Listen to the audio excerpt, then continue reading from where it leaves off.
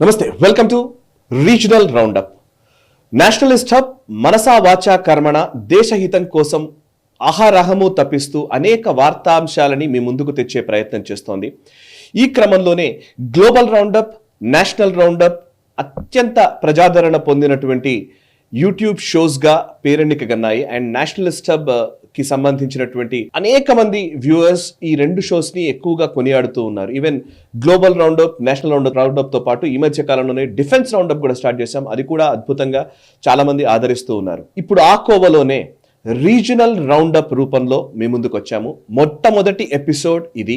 So మన తెలుగు రాష్ట్రాల్లోని ముఖ్యమైన వార్తాంశాలు, పొలిటికల్గా ఉన్న అంశాలు కావచ్చు, లేకపోతే అభివృద్ధికి సంబంధించిన విషయాలు కావచ్చు, ఆర్థికపరమైన అంశాలు కావచ్చు, సామాజిక కోణంలోని విషయాలు కావచ్చు, అనేక వాటిని ఆ వారంలో జరిగినటువంటి ఈ రెండు రాష్ట్రాల్లోని పరిణామాలపైన ఒక జాతీయవాద దృక్పథంతో విశ్లేషించే చర్చా కార్యక్రమమే ఈ రీజనల్ రౌండప్.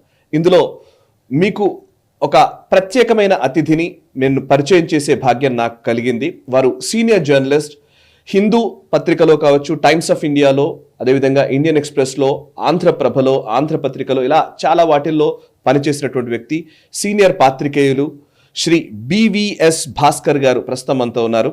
వారి అనుభవాల్ని క్రోఢీకరించి తెలుగు రాష్ట్రాల్లో జరుగుతున్నటువంటి రాజకీయ, సామాజిక, ఆర్థిక పరిణామాలకు సంబంధించి వారు వారిదైన కోణంలో విశ్లేషణ అందిస్తారు. అండ్ జాతీయవాద దృక్పథంతో ప్రాంతీయ వార్తాంశాలను విశ్లేషించుకునే ఈ కార్యక్రమం రీజనల్ రౌండప్ మొట్టమొదటి ఎపిసోడ్ని మీరు ఫస్ట్ లైక్ చేయండి. మీ కమెంట్స్ ద్వారా మీ అభిప్రాయాలు చెప్పండి. ఎక్కువ మందికి షేర్ చేసే ప్రయత్నం కూడా చేయండి. ఇక ఇవాళ టాపిక్లోకి వెళదాం. నమస్కారం సార్. నమస్తే అండి. సార్ భాస్కర్ గారు, ఫస్ట్ ఎపిసోడ్ మీతో మనం స్టార్ట్ చేశాము. నిజంగా global roundup, national roundup and defence roundup ఇవన్నీ కూడా రౌండప్స్ కి ఒక ప్రత్యేకమైన వ్యూవర్షిప్ ఉంటుంది నేషనలిస్ట్ హబ్ లో, మీకు తెలుసు. సో ఇప్పుడు ఈ కోవలో మీరు బోర్డులోకి రావడం, అంటే ఆన్ బోర్డ్ మీతో ఒక రీజనల్ రౌండప్ ద్వారా వెళ్ళడం నిజంగా చాలా సంతోషంగా ఉంది. భాస్కర్ గారు, ఫస్ట్ కొన్ని వర్డ్స్ నేషనలిస్ట్ హబ్ గురించి లేదా మీ అభిప్రాయాలు ఏమైనా పంచుకుంటే నెక్స్ట్ టాపిక్స్ లోకి వెళదాం సార్. ఓకే అండి, చాలా ధన్యవాదాలు. మొదట నేషనల్ హబ్లో టీంలోకి రావడం అనేది, అదేవిధంగా ఒక కొత్త అధ్యాయంతో, అంటే రీజనల్ ప్రాంతీయ వార్తలు అని మనం తెలుగులో ఆల్ ఇండియా రేడియోలు అంటూ ప్రాంతీయ వార్తలు వింటారని, అట్లా తెలంగాణ, ఆంధ్ర విడిపోయిన తర్వాత, విభజన జరిగిన తర్వాత రెండు రాష్ట్రాలకు సంబంధించిన వ్యక్తులు హైదరాబాద్లో ఉన్నారు. అక్కడ విజయవాడలో కూడా ఎంతో ఎదురు చూస్తుంటారు ఏం జరుగుతుంది.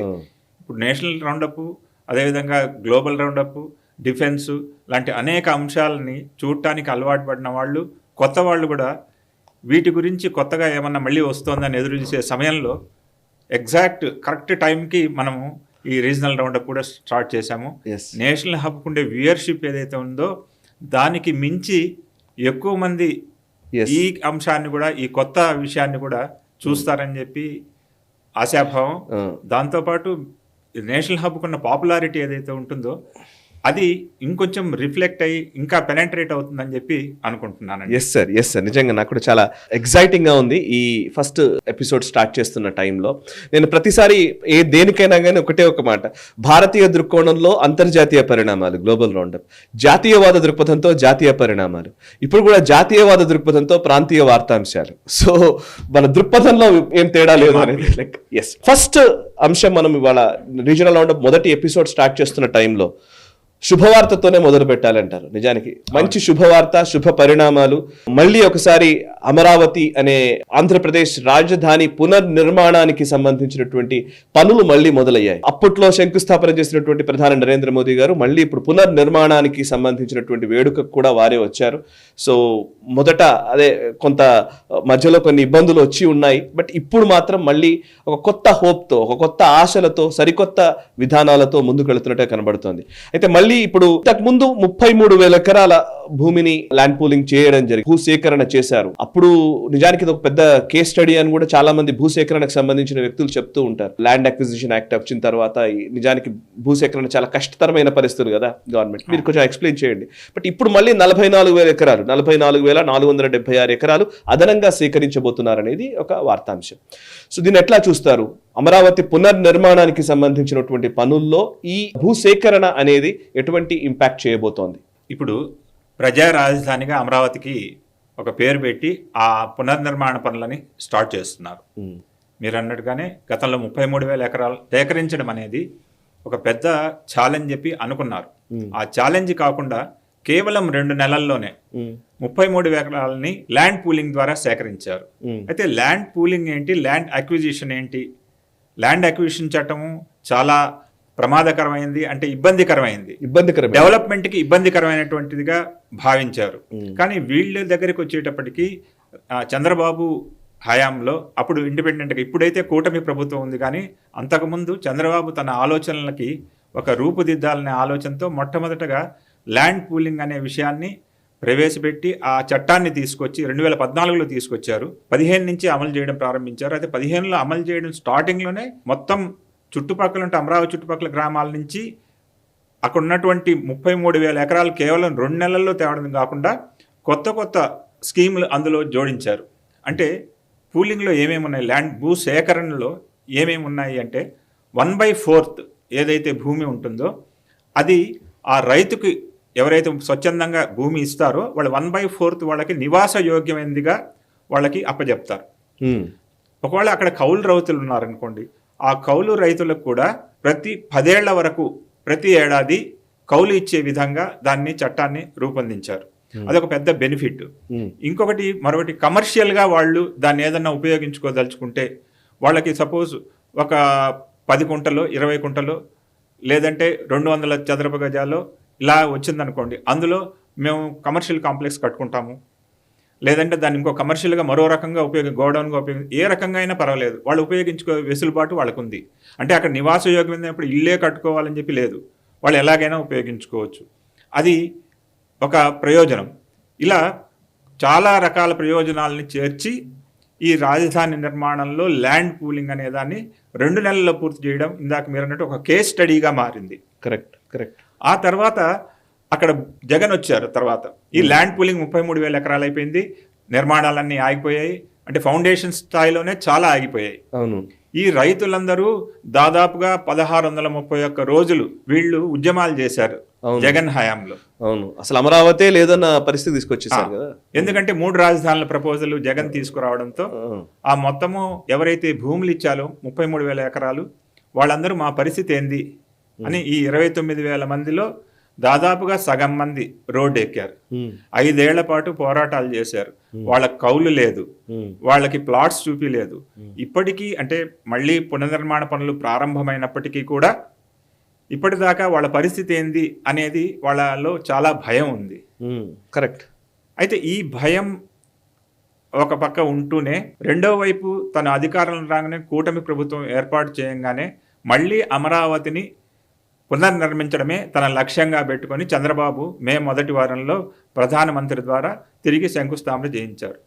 అయితే 33,000 ఎకరాల సంగతి ఏంటి, మళ్ళీ కొత్తగా 44,000 ఎకరాలు రైతుల నుంచి అడగడం ఏంటి మళ్ళీ అనేది ఒక పెద్ద చర్చనీయాంశంగా మారింది. ఆంధ్రాలోనే కాదు, ఎవరైతే విదేశాల నుంచి పెట్టుబడులు పెట్టాలి అక్కడ అనుకుంటున్నటువంటి తెలుగువారు, ఇతర రాష్ట్రాల్లో ఉండేటువంటి పెద్ద కంపెనీలు, ఇవన్నీ కూడా 33,000 ఎకరాల్లో అసలు ఏం చేశారు, ఇప్పటికీ ఈ కొత్తగా 44,000 ఎకరాల్లో ఏం చేయబోతున్నారు అనేది ఒక చర్చ వచ్చింది. దాని మీద కొంత గందరగోళము, రైతుల్లో ఆందోళన కూడా కలిగింది. వాళ్ళు 1-2 గ్రామాల్లో, అంటే అది మినిమం అనుకోండి, వాళ్ళు మాకు ముందు 33,000 ఎకరాల సంగతి తేలిస్తే కానీ 44,000 ఎకరాల సేకరణకి మేము అనుమతించము అని బోర్డులు కూడా పెట్టిన సందర్భాలు ఉన్నాయి. ఓకే. ఇటీవల కాలంలో. అయితే ఈ 44,000 ఎకరాలు ఎలా సేకరించాలి, దేనికి ఉపయోగిస్తారు అనేది గతంలో ఉన్న 33,000 ఎకరాల్లో అసెంబ్లీ, హైకోర్టు, మంత్రులు, శాసనసభ్యులు లేదంటే న్యాయాధికారులు వీళ్లకు ఉన్నటువంటి నివాసయోగ్యమైనటువంటి ప్రాంతాలు కాకుండా అసెంబ్లీ నిర్మాణంతో పాటు టవర్స్, ఐటీ టవర్స్, ఐటీ కంపెనీలకు ఇచ్చినవి, అదేవిధంగా హోటల్ ఇండస్ట్రీకి, ఇలాంటివన్నీ కూడా ఎన్నో ఇండస్ట్రీస్కి ఇచ్చిన, యూనివర్సిటీలకు ఇచ్చారు. వాటన్నిటిని కూడా ఈ 33,000 ఎకరాల్లో చూపించారు. అందులో 61,000 కోట్లతో కొత్తగా టెండర్స్ పిలిచారు. అంటే దాని క్యాబినెట్ ఆమోదం వచ్చింది. ఆ మిగిలిన దాంట్లో 41,000 కోట్ల రూపాయల యొక్క మొత్తాన్ని ఆల్రెడీ టెండర్స్ అప్పగించేశారు. మిగిలిన దాన్ని ఇంకో నెల రోజుల్లో కంప్లీట్ చేసి టెండర్ ప్రక్రియ పూర్తి చేసి పనులు స్టార్ట్ చేయాలి అని చెప్పి మంత్రి నారాయణ ఈ మధ్యలో చెప్పాడు. ఓకే సార్, అయితే ఇప్పుడు ఇక్కడ మామూలుగా భూ సేకరణ అనేది ఫస్ట్ పెద్ద ఛాలెంజ్. ఏదైనా ఒక కొత్త ప్రాజెక్ట్ వచ్చినా, ఏదైనా అభివృద్ధి కార్యక్రమం చేయాలన్నా, ఏది చేయాలన్నా ఇప్పుడున్న పరిస్థితుల్లో భూ సేకరణ అనేది పెద్ద సమస్యగా మారింది. మనం కాళేశ్వరము లేదా మల్లన్ సాగర్ ఇట్లాంటి విషయాలు మనం చూసాం. బట్ ల్యాండ్ అక్విజిషన్ యాక్ట్, అప్పటి 2011 ల్యాండ్ అక్విజిషన్ యాక్ట్ అనేది ప్రాతిపదికన భూసేకరణ చేయాలి అని అంటే అసలు ప్రాజెక్ట్ వ్యయమే చాలా కష్టమైన పరిస్థితి వెళ్ళిపోయిన సందర్భాలు అనేకం ఉన్నాయి. ప్రాజెక్ట్స్ ఆగిపోయిన సందర్భాలు కూడా ఉన్నాయి. ఇప్పుడు ఈ అమరావతి విషయంలో ల్యాండ్ పూలింగ్ అనేది ఇంతకుముందు 33,000 ఎకరాలు చేశారు, ఫైన్, బాగుంది. కానీ మధ్యలో అన్సర్టనిటీ వచ్చింది. సో ఇప్పుడు చంద్రబాబు గారు మళ్ళీ 44,000 ఎకరాలు అంటున్నారు. ఈ 44,000 ఎకరాలు ఇప్పుడు మీరు ఇందాక ఆల్రెడీ ప్రస్తావించారు కూడా, మరి మా పాత పరిస్థితి ఏంటి, ఇప్పుడు కొత్తది ఏంటి అని అడుగుతున్నారని. ఈ టైంలో నిజానికి ఇదేమన్నా కష్టతరమైన పనిని మళ్ళీ ఎత్తుకున్నట్ట చంద్రబాబు గారు, లేదా ఉన్నదాన్ని ఫస్ట్ డెవలప్ చేసి మిగతా ఈ తర్వాత చూసుకుందాం అనుకుంటే బెటర్ ఉండేదా, లేకపోతే ఈ 44,000 ఎకరాలని సేకరించడమే పనిగా పెట్టుకుని, లేదు పెద్ద ప్రాజెక్ట్ బృహత్తర ప్రణాళికగానే అమరావతి నిర్మాణం జరగడమే శ్రేయస్క్రమ, లేకపోతే లేదు ఫస్ట్ ఫేజ్ లో మనం ముందైతే పోదాము అన్నది కరెక్టా? Which is right, which is wrong? ఇక్కడ చాలా క్వశ్చన్స్ ఉన్నాయి కదా అమరావతి విషయంలో. అంటే 33,000 ఎకరాలకి సంబంధించి ఒక ఇయర్ మార్కెట్ ఏమేమి ఉండాలి అనేది ఒక ప్రణాళిక ఆల్రెడీ అయిపోయింది. అది అయిపోయింది. దానికి సంబంధించినటువంటి పనులు కూడా ప్రారంభం అయిపోయి సగం వరకు వచ్చాయి. వాటిల్ని అర్ధాంతరంగా 5 ఏళ్ల పాటు ఆపేసినందువలన కొన్ని శిథిల దశకు కూడా వచ్చేసాయి. తుప్పలు అవన్నీ పెరిగి జగన్ హయాంలో. సో వాటన్నిటికీ సంబంధించి ఒక ప్రణాళిక ఇప్పుడు రూపొందించారు కొత్తగా.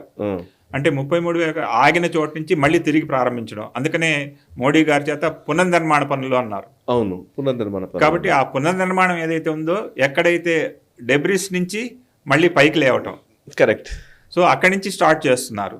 వాటిని మళ్ళీ కన్స్ట్రక్ట్ చేయడం ఒక పని అయితే, రెండో భాగంగా వీళ్ళు ఈ 44 ఎకరాల్లో కొత్తగా ఏం చేయాలా అనే దానికి ఒక ప్రణాళికలో అంతర్జాతీయ విమానాశ్రయం ఒకటి, కనెక్టివిటీ అనేది ముఖ్యము. కాబట్టి అంటే దాంట్లో ఉండేటువంటి ఇబ్బందులు, అవి దాని మీద వచ్చిన విమర్శలు అదొక పక్కన పెడితే, అదొకటి స్పోర్ట్స్ కాంప్లెక్స్, స్పోర్ట్స్ సిటీనే ఒకటి డెవలప్ చేయాలి అని చెప్పి. ఓకే, ఆ స్పోర్ట్స్ సిటీ మొత్తం కూడా ఒక పెద్ద స్టేడియం ఏదైతే ఉందో, 1,00,000 మంది కూర్చునే క్రికెట్ స్టేడియము, ఒలింపిక్స్కి కావాల్సినటువంటి ట్రాక్స్, అంటే భవిష్యత్తులో ఒలింపిక్స్ అంటూ మన దేశానికి ఇస్తే ఆ అవకాశం, నిర్వహించే అవకాశం ఆంధ్రప్రదేశ్కి ఇవ్వాలి అనే ఒక ప్రపోజల్ తీసుకురావడానికి తగ్గట్టుగా ఒక స్పోర్ట్స్ సిటీని నిర్మాణం చేస్తున్నారు. ఓకే, కొత్తగా ప్రణాళికలో. అదేవిధంగా ఈ రెండిటితో పాటు ఐటీకి సంబంధించి ఒక క్వాంటమ్ వ్యాలీ అనే దాని గురించి కూడా మాట్లాడాలి. క్వాంటమ్ వ్యాలీని ఒక దాన్ని వాళ్ళు ప్రపోజ్ చేశారు.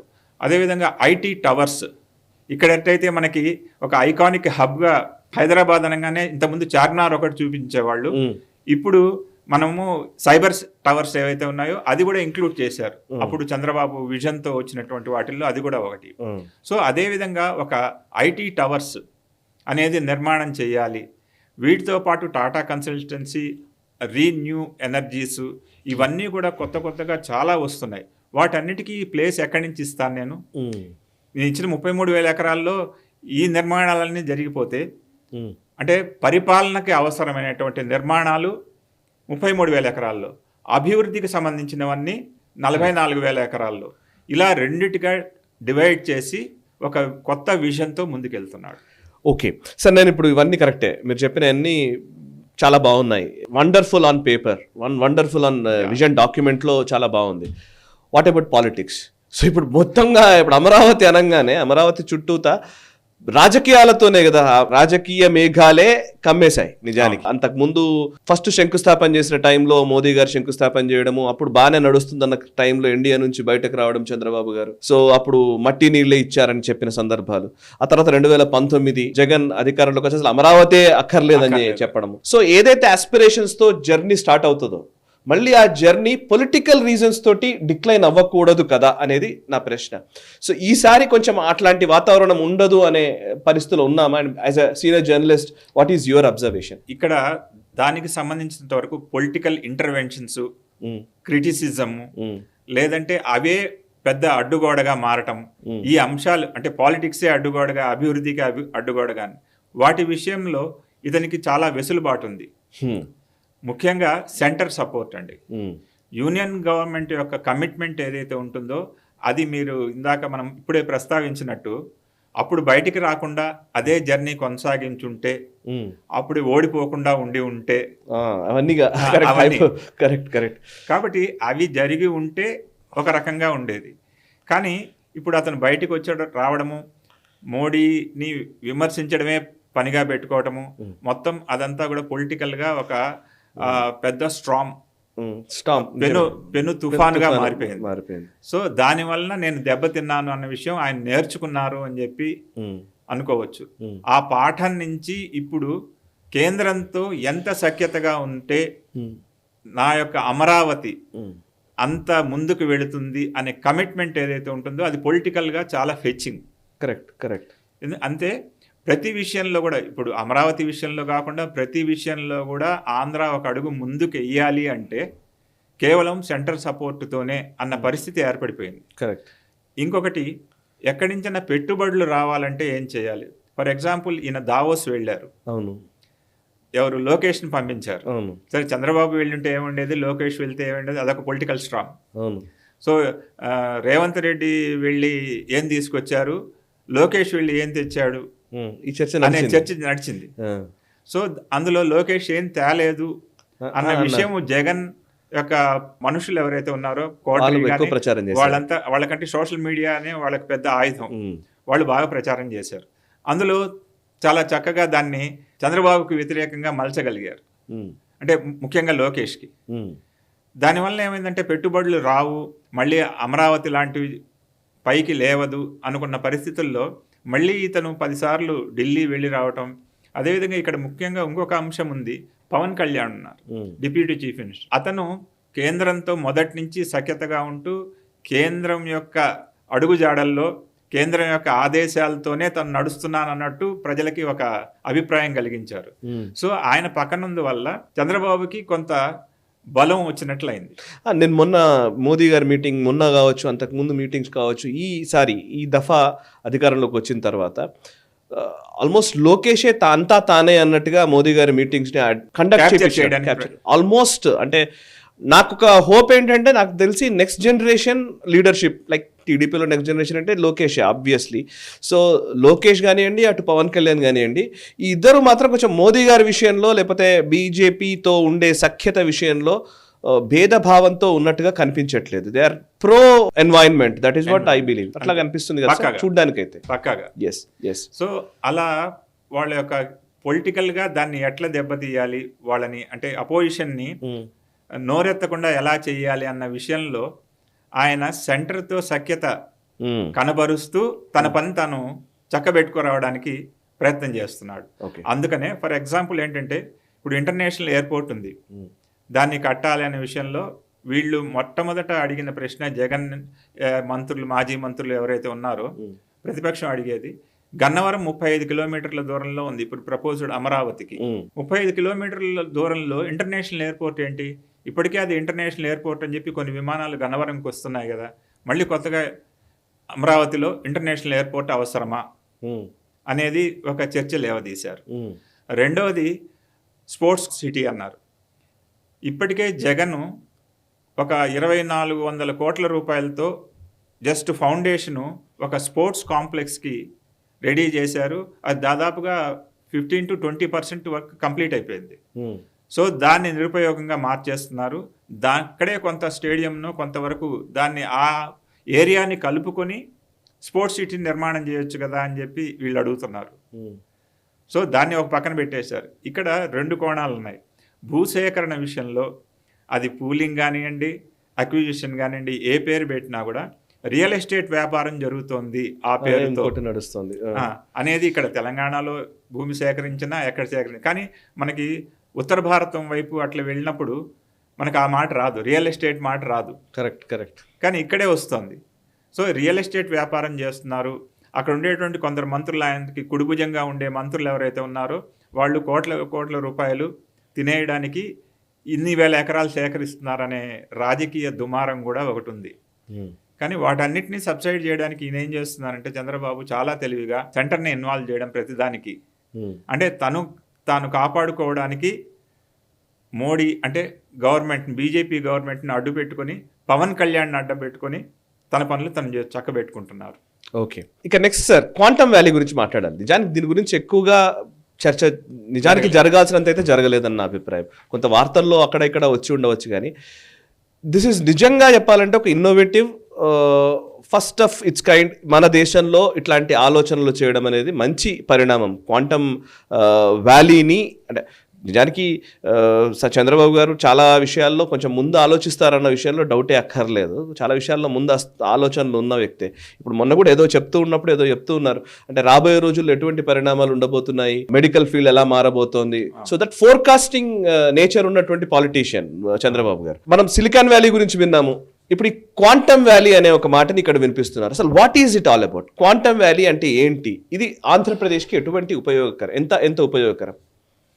ఇక్కడ బెంగళూరుని మనము సిలికాన్ వ్యాలీ అంటున్నాం. ఇండియా సిలికాన్ వ్యాలీ, అవును, బెంగళూరుని. అంటే అసలు సిలికాన్ వ్యాలీ యుఎస్ లో ఉన్నా కూడా ఇండియాకి సంబంధించినంత వరకు బెంగళూరునే సిలికాన్ వ్యాలీగా చెప్పుకుంటున్నాం. అది ఆయనకి మింగుడు పట్టడం లేదు.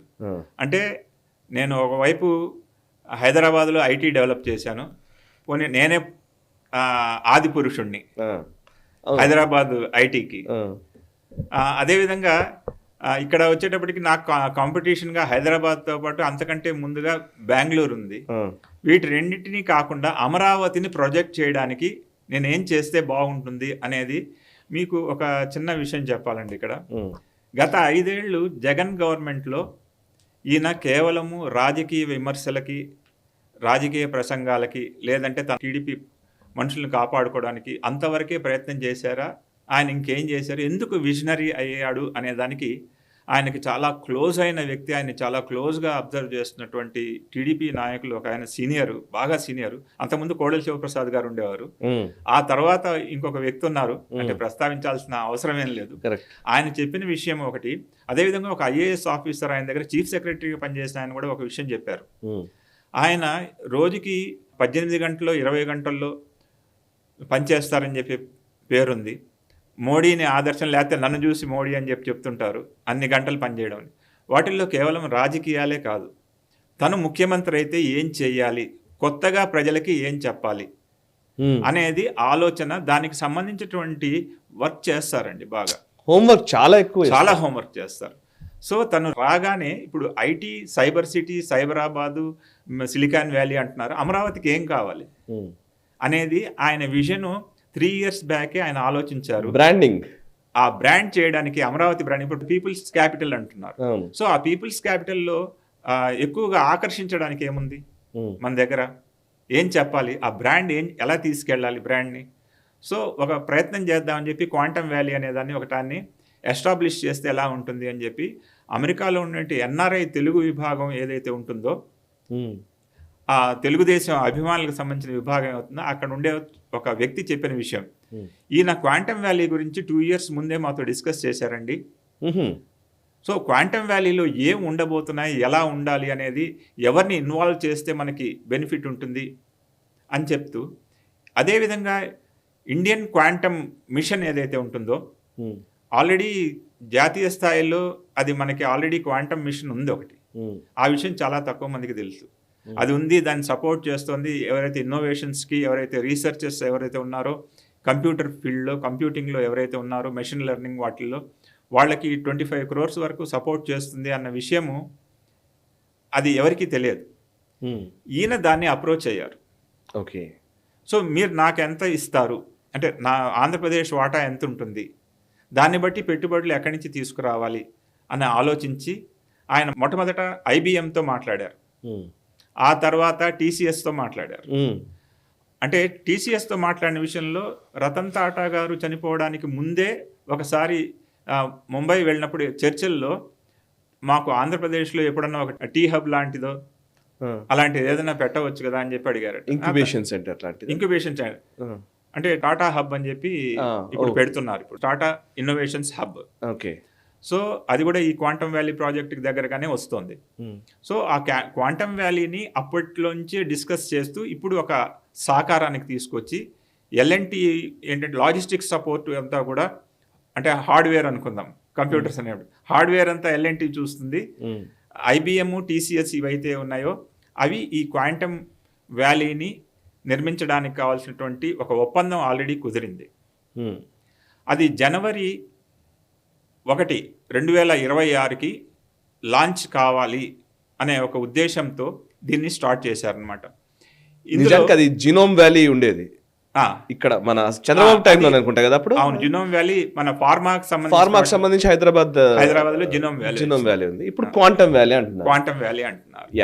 అయితే ఇక్కడ క్వాంటమ్ కంప్యూటింగ్ సిస్టంలో కొంత అర్థం చేసుకోవాల్సిన విషయాలు కొన్ని ఉన్నాయి. అంటే సామాన్య ప్రజలకి కొంత తెలియకపోవచ్చు, కానీ ఇప్పుడు ఐటీ ప్రొఫెషనల్స్ ఎవరైతే ఐటీ రంగంలో ఉన్నారో వాళ్ళందరికీ వీటి క్వాంటమ్ అనగానే, క్వాంటమ్ వ్యాలీ అనగానే, క్వాంటమ్ కంప్యూటింగ్ అనగానే వాళ్ళందరికీ తెలుసు. సామాన్యుల విషయానికి వస్తే అక్కడ హెరాన్ 156 క్యూబిక్ ప్రాసెసర్తో పనిచేసే క్వాంటమ్ కంప్యూటింగ్ సిస్టమ్ని మనం అమరావతిలో క్వాంటమ్ వ్యాలీలో ఏర్పాటు చేయాలి అని చెప్పి ఒక నిర్ణయం తీసుకున్నారు. అయితే దీనికి ఆ హార్డ్వేర్ సపోర్టు ఇవన్నీ కూడా TCS చేస్తుంటే IBM వచ్చి అసలు ఎస్టాబ్లిష్ చేయడం, క్వాంటమ్ కంప్యూటర్స్ ఎస్టాబ్లిష్ చేయడానికి కావాల్సినటువంటి సపోర్ట్ అంతా కూడా IBM ఇస్తుంది. అయితే ఈ దీనివల్ల ఏంటి, క్వాంటమ్ వ్యాలీ అంటే ఏంటి, అసలు క్వాంటమ్ కంప్యూటింగ్ అంటే ఏంటి అనే విషయాలు ఒకసారి చూస్తే, డ్రగ్ డిస్కవరీ అంటే ఇప్పుడు ఫార్మాస్యూటికల్కి సంబంధించిన విషయాలు మనం జినోమ్ వ్యాలీలో చూస్తుంటే మాలిక్యులర్స్ ఏవైతే ఉన్నాయో వాటి ద్వారా మనం డ్రగ్స్, థెరపీస్ వాటి మీద రీసెర్చ్కి క్వాంటమ్ కంప్యూటింగ్ ఉపయోగపడుతుంది. సో క్వాంటమ్ కంప్యూటింగ్ అది పరిష్కరించే విషయాలతో పాటు రీసెర్చ్కి సంబంధించినటువంటి అంశాలు కూడా ఈ క్వాంటమ్ కంప్యూటింగ్ సిస్టమ్ ద్వారా తయారు చేస్తారు. రెండవది అది అడ్రస్ చేసే విషయం అనమాట. తర్వాత మెటీరియల్ సైన్సెస్ ఉన్నాయి, వాటిల్లో స్పెసిఫిక్ ప్రాపర్టీస్తో మెటీరియల్స్ తయారు చేయడం ఎలాగా అనే విషయాలు అది పరిష్కరిస్తుంది క్వాంటమ్ కంప్యూటింగ్లో. ఫైనాన్సెస్ విషయాలు ఉన్నాయి, ఆప్టిమైజేషన్ ఆఫ్ ఫైనాన్సెస్, ఇన్వెస్ట్మెంట్స్, వీటి విషయాల్లో కూడా క్వాంటమ్ కంప్యూటింగ్ యొక్క సపోర్టు చాలా ఉంటుంది. ఇవి కాకుండా మనకి సైబర్ సెక్యూరిటీకి చాలా ఇంపార్టెంట్. ఓకే.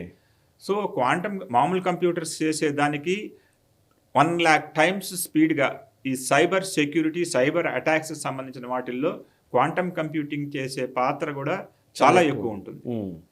సో అది కూడా ఒక ప్రధానమైన పాయింట్. తర్వాత మెషిన్ లెర్నింగ్ అంటాం. ఈ మెషిన్ లెర్నింగ్లో AI ప్రధానమైనటువంటి టూల్. సో అదేంటంటే ఆల్గరిథం, AI ఆల్గరిథమ్స్ ఏవైతే ఉన్నాయో దాని సపోర్ట్తో క్వాంటమ్ కంప్యూటింగ్ అనే సిస్టమ్ అనేది డెవలప్ అవుతుంది. అంటే ఇది మొత్తం టెక్నికల్ డేటా కావచ్చు.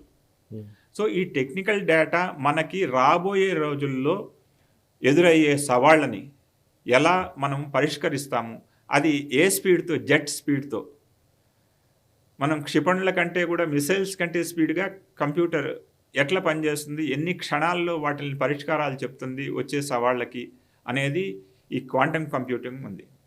ఇప్పుడు TCS వచ్చిందనుకోండి, TCS ఏంటంటే వాళ్ళకి ఇంక్యుబేషన్ సెంటర్స్ 29 స్టేట్స్లో 43 సెంటర్స్ ఉన్నాయి. Okay.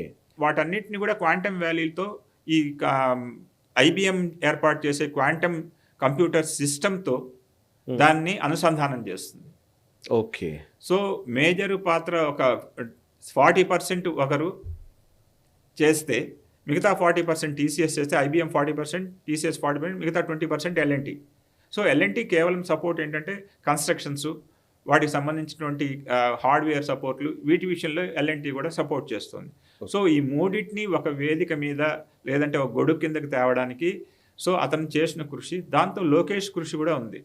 So as he studied in US, ఆయనకి నాలెడ్జ్ కూడా ఉంది. సో వాళ్ళతో ఎలా చేయాలి, ఏం చేయించాలి అనేది. సో ఈ క్వాంటమ్ వ్యాలీలో వచ్చేటువంటి ప్రయోజనాలు మనకి అంతకుముందు AI గురించి ఎవరికి తెలియదు. కరెక్ట్. ఇప్పుడు ఇండియాలో AI గురించి మాట్లాడుతున్నాం. 15 ఏళ్ల క్రితం, 20 ఏళ్ల క్రితం AI అంటే ఏంటంటే ఆర్టిఫిషియల్ ఇంటెలిజెన్స్ అనగానే ఏంటి AI అనేది ఒక ప్రశ్నగా ఉండేది. ఇప్పుడు వచ్చేటప్పటికి AI అంటే మనకి అందరికీ దేనికి AI ఎందుకు ఉపయోగపడుతుంది ఆ విషయాలన్నీ కూడా ఒక దశ. సో ఇప్పుడు AI గురించి మాట్లాడుతుంది. అదేవిధంగా క్వాంటమ్ కంప్యూటింగ్ గురించి, మెషిన్ లెర్నింగ్ గురించి, AI ఆల్గరిథమ్స్ గురించి, వీటి గురించి మనం భవిష్యత్తులో అక్కడే మాట్లాడుకోవాల్సిన పరిస్థితి ఏర్పడుతుంది. Very good. నిజంగా చాలా అద్భుతమైన ప్రయత్నం సార్ ఇది. ఖచ్చితంగా ఇది సక్సెస్ కావాలని మనం కోరుకోవాలి. ఎందుకంటే జినోమ్ వ్యాలీ ఎప్పుడో చంద్రబాబు ఫస్ట్ నాకు తెలిసి 2004కి ముందు కదా. అవునండి. అప్పుడు వచ్చింది కృష్ణ ఎల్లా మన కోవాక్సిన్ వచ్చిన సందర్భం, ఇప్పుడు మనం దాని ఫలితం మనం చూస్తున్నాం కానీ బట్ ఎప్పుడో దానికి అంకురార్పణ జరిగింది. సో నౌ ఫార్మా ఇండస్ట్రీ విపరీతంగా డెవలప్ అయింది. 20 ఇయర్స్ అయింది కదా. ఎస్ కరెక్ట్, 20 years ఈజీగా అయిపోయింది. యా సో ఎస్, ఇప్పుడు మనం క్వాంటమ్ వ్యాలీ గురించి రేపు పొద్దున మాట్లాడుకుంటామేమో. సో అలాంటి మంచి ఈ వాతావరణం అమరావతిలో బిల్డ్ కావాలని మనం కూడా కోరుకుందాం సార్. ఓవైపు ఇది జరుగుతూ ఉంటే ఇంకొక వైపు మనం మాట్లాడాల్సింది డెఫినెట్లీ పాలిటిక్స్ వస్తాయి. వితౌట్ పాలిటిక్స్ మనం ఈ రీజనల్ రౌండప్లో అమరావతి లేకపోతే మంచి శుభవార్తలు లేకపోతే పాజిటివ్ న్యూస్తోనే కాదు, కొంచెం కరుకుగా ఉండే స్పైసీ న్యూస్ కూడా కావాలి కదా.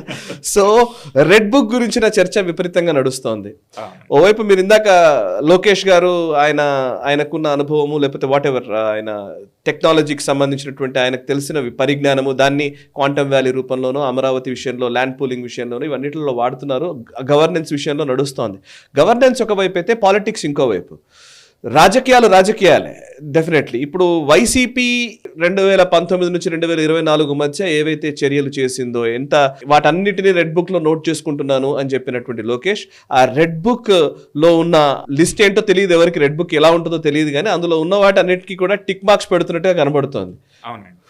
కొంతమందిని అరెస్టులు చేయడాలు, కొన్ని సంఘటనల్లో వాళ్ళందరినీ లోపల పడేయడాలు, కోర్టులు కేసులు ఇవన్నీ నడుస్తూనే. ఒక్కసారి రెడ్ బుక్ టెర్రర్ గురించి చెప్తారా? గతంలో ఉన్నటువంటి ప్రభుత్వాల విషయంలో మనం ఒకసారి ఆలోచిస్తే తెలంగాణ ప్రాంతంలో ముఖ్యంగా నక్సలైట్లు హిట్ లిస్ట్ అని చెప్పి ఒకటి ఇచ్చేవారు. హిట్ లిస్ట్ ఉండేది. కరెక్ట్. హిట్ లిస్ట్ లో పేరు ఉంది అని అంటే ఇద్దరు ఎక్కువ అవుతారు, సెక్యూరిటీ పర్సనల్ సెక్యూరిటీ ఆఫ్ పిఎస్ఓలు ఎక్కువ అవుతారు. సో అలాగే ఇప్పుడు రెడ్ బుక్ అనగానే ఒక టెర్రర్ క్రియేట్ చేయాలా అన్నటువంటి ఆలోచనతో రెడ్ బుక్ అనే పదాన్ని లోకేష్ జనంలోకి తీసుకెళ్లారు. ఆయన గెలవంగానే ఫస్ట్ తెలుగుదేశం కార్యకర్తలకి బలం ఇవ్వాలా, వాళ్ళకు ఒక మనోధైర్యం ఇవ్వాలనే ఉద్దేశంతో మేము వాళ్ళని ఏదో ఒకటి చేస్తాం, ఇంతకాలం మిమ్మల్ని ఇబ్బంది పెట్టారు కదా 5 సంవత్సరాల పాటు, వాళ్ళకి కనీసం ఒక రకంగా పొలిటికల్ వెండెట్టా అంటాం, ప్రతీకారం. సో అది ఎలా తీర్చుకోవాలో నేను చెప్తాను, దానికి ఒక సిస్టమ్ ఉంది. మనం ఏదో గతంలో మాదిరి ఎవరినంటే వాళ్ళని తీసుకొచ్చి లోపలేసేసి అలా చేయడం కాదు. ఒక రెడ్ బుక్ అందాము, ఆ రెడ్ బుక్లో కొన్ని పేర్లు పెడదాము. ఎవరైతే చట్ట విరుద్ధంగా గతంలో పనిచేశారో, అంటే ఇక్కడ ఒక చిన్న లాజిక్ ఉంది, వాళ్ళకి చట్ట విరుద్ధం అవుతుంది, గవర్నమెంట్లో ఉండేవాడికి చట్టపరంగా చేసినట్లు అవుతుంది. కరెక్టే. సో దాన్ని అతను చట్ట విరుద్ధంగా పనిచేసిన అనే పదాన్ని ఉపయోగించుకుంటూ ఆయన ఏం చేశాడంటే ఒక్కొక్క స్కామ్ని బయటికి తీద్దాం, ఆ స్కామ్స్ ఏవైతే జరిగాయో, జనంలో ఇది చాలా అన్యాయం జరిగింది, అవినీతి జరిగిపోయింది, పెద్ద గొడవలు అయిపోయాయి వీటి విషయంలో అనేది ఒక పార్ట్ స్కామ్లు. రెండోది, గతంలో తెలుగుదేశం కార్యకర్తల్ని, నాయకుల్ని, మాజీ మంత్రుల్ని, వాళ్ళని అప్పట్లో ఉండే మంత్రుల్ని ఎలా ఇబ్బంది పెట్టారో వాళ్ళకి తగిన గుణపాఠం చెప్పే విధంగా ఒక ప్రాసెస్ స్టార్ట్ చేద్దామని ఈ రెడ్ బుక్ కాన్సెప్ట్ని తీసుకొచ్చారు. అందులో ప్రపంచవ్యాప్తంగా చర్చ జరిగిన అంశం ఒకటి ఉంది, దాని గురించి మళ్ళీ మాట్లాడుకున్నా కూడా దాని ప్రస్తావన ఏంటంటే తిరుపతి లడ్డు విషయంలో కల్తీ జరిగింది అని చెప్పి ఆయన చంద్రబాబు గారు అధికారంలో వచ్చిన 2 నెలల్లోపే దాన్ని ఒక అంతర్జాతీయ స్థాయికి ఒక పెద్ద దుమారాన్ని, అంటే జగన్ గవర్నమెంట్ని ఎలా బద్నాం చేయాలి అనే విషయంలో ఒక ఫస్ట్ ఓపెనింగ్ సీన్ అన్నమాట అది. వాళ్ళ సినిమాలో మొదటి సీన్లో దీన్ని తీసుకొచ్చారు, లడ్డూ స్కామ్ని, అంటే అవినీతి కల్తీ జరిగింది అనే దాని మీద. దాని ద్వారా వాళ్ళు ఏం చేయారంటే అప్పుడున్నటువంటి టీటీడీ ఈఓలుగా పనిచేసిన భూమన కరుణాకర్ రెడ్డి, వైవి సుబ్బారెడ్డి, దాని తర్వాత అక్కడ ఈఓ ధర్మారెడ్డి, వీళ్ళని టార్గెట్గా కొంత ప్రచారం చేసి వీళ్ళని అరెస్ట్ చేసేస్తారు, అందరినీ లోపలేసేస్తారు అన్నంత పరిస్థితి సృష్టించారు. సో ఆ తర్వాత దాని మీద ఒక సిట్ ఏర్పాటు చేయడం, ఆ సిట్ కాస్త సుప్రీంకోర్టుకి వెళ్ళటం, సుప్రీంకోర్టు ఒక జ్యుడిషియల్ ఎంక్వైరీ కమిషన్ లాంటిది వేసి దాన్ని నిగ్గుదేల్చమని చెప్పడం, ఇలా తదనంతర పరిణామాలన్నీ జరిగిపోయాయి. సో ఫస్ట్ స్టార్టింగ్ విత్ గతంలో టీటీడీకి ఎవరైతే పనిచేశారో వాళ్ళని టార్గెట్గా ఫస్ట్ రెడ్ బుక్లో వాళ్ళని హైలైట్ చేసుకొని వాళ్ళ మీద టార్గెట్ చేశారు. సరే, తిరుపతి లడ్డు అయిపోయింది, ఆ గొడవ జనం ఎవరు పట్టించుకోవట్లేదు, వాళ్ళని ఎవరిని అరెస్ట్ చేయలేదు, అరెస్టులు జరగలేదు అని చెప్పి అనుకున్న తర్వాత జనానికి సెన్సేషన్ బాగా ఇచ్చింగ్ ఏదైతే ఉంటుందో రోజు దాన్ని గురించి చర్చించుకుంటే ఏంటంటే సినీ నటి ఒక ఆవిడ ఉన్నారు, కాదంబరి జత్వాని, కాదంబరి జత్వాని, ఆ కేసు టేకప్ చేశారు. అది ఈ రోజుకి అది ఒక హాట్ టాపిక్గా ఉంది. అవును. అంటే దాన్ని ఆ టాపిక్ని జనంలో ఇంకా నడిచే విధంగా అరెస్టులు జరుగుతున్నాయి, గొడవలు జరుగుతున్నాయి. సో కాదంబరి జత్వానీ కేసు గురించి ఆంధ్రాలో ఎక్కువ మంది ఎవరైతే పత్రికలు చదువుతున్నారో, చూస్తున్నారో ప్రతి ఒక్కరికి అది తెలుసు అనమాట. అంటే ఆమెని ఇల్లీగల్గా అరెస్ట్ చేశారు, ఆమెని సెక్షువల్ హెరాస్ చేశారు అనే కంప్లైంట్ మీద ఆమెని తీసుకొచ్చి అరెస్ట్ చేయడం, 23 రోజులు జైల్లో ఉంచడం, ఆమె దాని మీద పెద్ద గందరగోళం చేసి తర్వాత మన చంద్రబాబు నాయుడు గారిని కలిసి ఈయన గెలవంగానే తన గురించి చెప్పడంతో అసలు దీని విషయంలో పొలిటికల్గా ఏం జరిగింది, ఒక కార్పొరేట్ దిగ్గజం ఎవరైతే ఉన్నారో బాంబేలో, మొత్తం ప్రపంచంలోనే చాలా టాప్ పొజిషన్లో ఉన్నటువంటి ఒక కార్పొరేట్ దిగ్గజాన్ని ఈ జత్వానీకి ఉన్నటువంటి పర్సనల్ గొడవ ఏదైతే ఉందో దాన్ని తీసుకొచ్చి జగన్ రాజకీయ కక్ష సాధింపుగా జగన్ మీద, అంటే వాళ్ళిద్దరూ కలిసి తన మీద జరిగిన అసాల్ట్కి ఆ కార్పొరేట్ ఎవరైతే ఉన్నారో ఆయనే కారణం అని చెప్పి ఆమె కేసులు పెట్టడం ముంబైలో, ఆమెను తీసుకురావటం, విజయవాడలో అరెస్ట్ చేయటము, విజయవాడలో అరెస్ట్ చేసిన తర్వాత తదనంతర పరిణామాల్లో అసలు ఈమె అరెస్ట్కి కారణం ఎవరు అని చంద్రబాబు ఒక ఎంక్వైరీ, దానికి కూడా ఒక సిట్ వేశారు. సో అందులో ప్రధానమైనది ఏంటంటే ఐపీఎస్ ఆఫీసర్స్ని అరెస్ట్ చేయడానికి పూనుకోవడం. ఓకే, అది ఇప్పుడు చర్చనీయాంశంగా వచ్చింది. కరెక్ట్. అంటే ఐపీఎస్ పిఎస్ఆర్ ఆంజనేయులు ఉన్నారు, ఆయన ఇంటెలిజెన్స్ చీఫ్గా ఉన్నారు జగన్ హయాంలో. అదేవిధంగా కాంతి రాణా టాటా, విశాల్ గున్ని, వీళ్ళు అప్పుడు విజయవాడ కమిషనర్గా, అదేవిధంగా డిఐజీగా అక్కడ పనిచేశారు. సో ఆమెని అరెస్ట్ చేయడంలో వీళ్ళ ముగ్గురి పాత్ర ఉంది. ఆంజనేయుల యొక్క ఆదేశాల మేరకు వీళ్ళు వెళ్ళి కాంతిరాణా టాటా, గున్ని వెళ్ళి ఆమెని ముంబైలో అరెస్ట్ చేసి తీసుకొచ్చారు. ఇదంతా పర్సనల్గా మౌఖికంగా జరిగింది ఇదంతా అన్న ఉద్దేశంతో ఒక కేసు ఫ్రేమ్ చేసి దాని మీద విచారణ జరుపుతూ పిఎస్ఆర్ ఆంజనేయుల్ని అరెస్ట్ చేసింది. ఆయన ఐపీఎస్ ఆఫీసర్గా ఉంటూ ప్రజెంట్ ఇప్పుడు శ్రీలక్ష్మి ఐఏఎస్గా అప్పుడు ఎలా జైల్లో ఉన్నిందో పిఎస్ఆర్ ఆంజనేయులు ఇప్పుడు ఇక్కడ ఉండటం, జైల్లోకి వెళ్ళడం అనేది పెద్ద చర్చనీయాంశంగా ఉంది. కరెక్ట్. ఆ విషయంలో రాజమండ్రి మాజీ ఎంపీ ఉండవల్లి అరుణ్ కుమార్ కూడా కలగజేసుకొని ఆయన్ని పర్సనల్గా కలిసి ఆంజనేయుల్ని ఆయన తరపున సుప్రీంకోర్టులో కేసు వేసే విధంగా ఇప్పుడు నడుస్తోంది. సో అది రెండవ అంకం. ఓకే, సో నంబర్స్ చాలానే ఉన్నాయి. ఇంకా నెంబర్స్ చాలానే ఉన్నాయి. ఆ తర్వాత ఇక్కడ మనకి ఢిల్లీ దేశవ్యాప్తంగా లిక్కర్ స్కామ్ ఎంత సంచలనం సృష్టించి కవిత అరెస్టు ఇలాంటివన్నీ కూడా జరిగి అది ఒక పెను సంచలనంగా మారి కానీ చివరికి కేజ్రీవాల్ గవర్నమెంట్ పోయేంత వరకు దారి తీసిందో, అలాగే ఒక లిక్కర్ స్కామ్ ఒకటి జగన్ హయాంలో జరిగింది అనేది ఒక ఉద్దేశపూర్వకంగా, అది ఎంత అంటే 3,200 కోట్ల రూపాయలు లిక్కర్ స్కామ్ జరిగింది. సో ఆ 3,200 స్కామ్లో ఎవరెవరు ఉన్నారు అనేది ఆరా తీయడం ఒక మూడవ అంకంగా మనం చెప్పుకోవచ్చు. సో ఈ రెడ్ బుక్లో మూడవ అంకంలో లిక్కర్ స్కామ్ని ప్రధానంగా చూపించారు. ఇందులో పెద్దిరెడ్డి రామచంద్రారెడ్డి జగన్కి ప్రధానమైన అనుచరుడు, రైట్ హ్యాండ్, పెద్ద ఆయన అటవీ మైనింగ్ శాఖల మంత్రిగా ఉంటూ ప్రభుత్వాన్ని తానే వెనక నుండి నడిపించాడు. సో వీళ్ళకి దూరపు బంధువు. సో ఆ జగన్ యొక్క పెద్దిరెడ్డి రామచంద్రారెడ్డి కుమారుడు మిథున్ రెడ్డి ఎంపీ రాజంపేట, ఆయన ఎవరైతే ఉన్నారో అతన్ని విచారణకు పిలిపించి ఫస్ట్ భయపెట్టడం అనేది ఒకటి జరిగింది. సో ఆయన్ని అరెస్ట్ చేస్తారనేంత వరకు తీసుకొచ్చి అంటే పీక పిసికి వదిలేశారు. ఆ తర్వాత కేసులు వచ్చేటప్పటికి ముఖ్యంగా వల్లభనేని వంశీ లాంటి వాళ్ళని కూడా తీసుకున్నారు. ఇక్కడ మళ్ళీ వెనక్కి వచ్చి లిక్కర్ స్కామ్ దగ్గరికి వస్తే రీసెంట్గా అంటే 2 రోజుల క్రితము బాలాజీ గోవిందప్ప అని ఆయన భారతీ సిమెంట్స్లో పర్మనెంట్ డైరెక్టర్, ఆయన్ని మైసూర్ నుంచి అరెస్ట్ చేసి తీసుకొచ్చారు. సో లిక్కర్ స్కామ్తో వీళ్ళకి సంబంధం ఉంది అని. అంటే చెయ్యి ఎక్కడి దాకా ఎక్స్టెండ్ అవుతున్నది అంటే భారతీ సిమెంట్స్ జగన్ భార్య భారతి వరకు వెళ్తూ ఇప్పుడు ప్రధాన ఉద్దేశం వాళ్ళకి ఏం కనబడుతోందంటే జగన్ అరెస్ట్ చేయాలా, ఏం చేయాలని కార్యకర్తలందరూ అడుగుతున్న సమయంలో జగన్ చుట్టూ ఉచ్చుని బిగిస్తే సరిపోతుంది అని ఈ అరెస్ట్ల పర్వం అనేది ఒకటి జరుగుతోంది. ఇది రెడ్ బుక్కు అనుగుణంగా జరుగుతోంది. ఇక్కడ ఇంకోటి ఏంటంటే వల్లభనేని వంశీ, అంతకుముందు పోసాని మురళీకృష్ణ మీకు తెలిసే పోసాని కృష్ణమురళి, అతన్ని కూడా అరెస్ట్ చేశారు.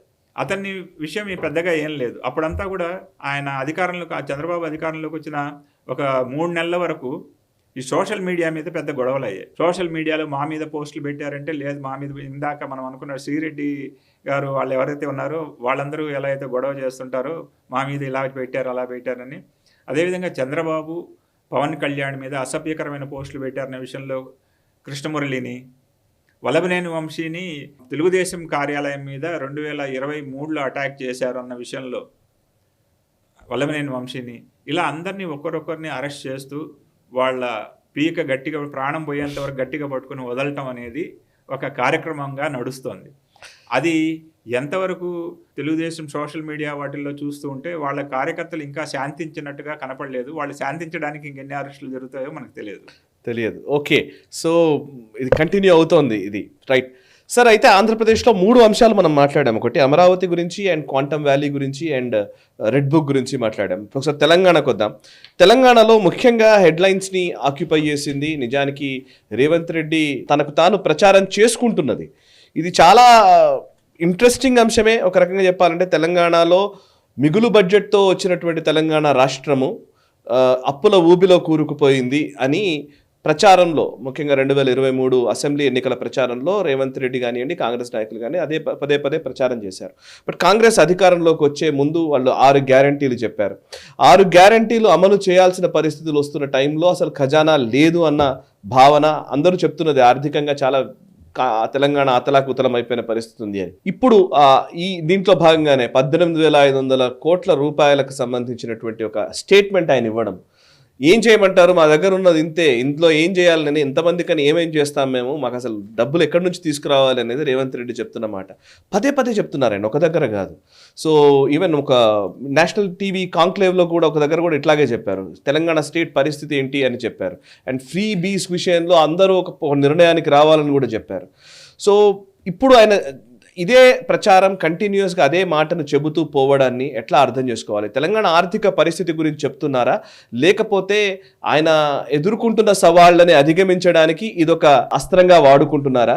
మూడవది ఏంటంటే, అసలు ప్రస్తుతం తెలంగాణకు సంబంధించినటువంటి ఆర్థిక పరిస్థితిని అలా డిస్క్లోజ్ చేయడం వల్ల ఇంకాస్త ప్యానిక్ సిచ్యువేషన్ పెరగదా, ఇంకా డిస్ట్రెస్ పెరుగుతుంది కదా, సో దట్ ఇన్వెస్ట్మెంట్ రావాలన్నా ఇంకోటి చేయాలన్నా కానీ సమస్యాత్మకంగా మారదా అనేది ఇంకో అంశం. ఇక్కడ ఆంధ్రాలో ప్రస్తుతం డెవలప్మెంట్, ఇన్వెస్ట్మెంట్స్ తీసుకురావడం అంశంలో జెట్ స్పీడ్తో వెళ్తోంది. ఇటువైపు చూస్తే మనం తెలంగాణలో నా దగ్గర మొత్తం ఖాళీ ఖజానా ఉంది, నాకు చిప్ ఇచ్చిండ్రు వాళ్ళు, ఏం చేయాలి, నా వల్ల అయితలేదు అన్న మాటలు మాట్లాడుతున్నాడు ఆయన. అయితే ఎన్జిఓల సమ్మెకి ఒక సంకేతం ఇచ్చారు, ఒక నోటీస్ పంపించారు. అక్కడితో స్టార్ట్ అయిందా అంటే కాదు. దానికి ముందు మీరు చెప్పినట్టుగా ఇండియా టుడే కాంక్లేవ్ ఏదైతే జరిగిందో, కరెక్ట్, ఇండియా టుడే కాంక్లేవ్లో ఫ్రీబీస్ విషయంలో ఆయన మాట్లాడారు.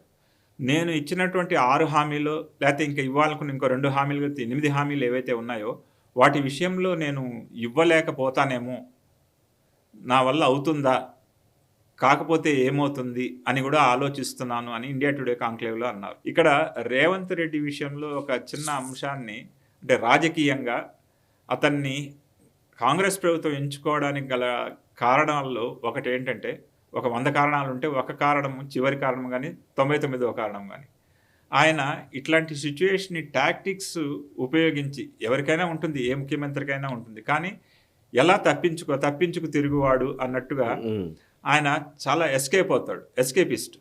అంటే ఆ సిచ్యువేషన్కి తగ్గట్టుగా యాక్ట్ చేస్తాడు. అది చాలా విషయాల్లో ప్రూవ్ అయింది.